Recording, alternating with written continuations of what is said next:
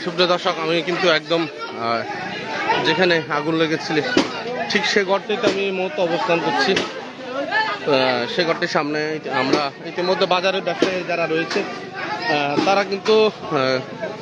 প্রচণ্ড পরিশ্রম করেছে এবং এলাকাবাসী যারা রয়েছে তারা প্রচুর পরিশ্রম করে ইতিমধ্যে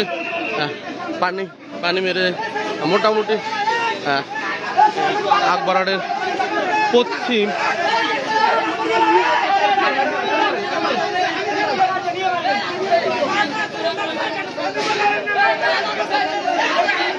ইতিমধ্যে আকবরাড়ের ঠিক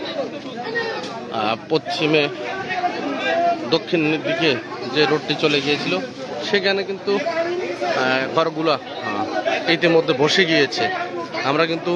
সেই দৃশ্যটা সার্ভিসের কর্মকর্তা ফায়ার সার্ভিসের কর্মকর্তারা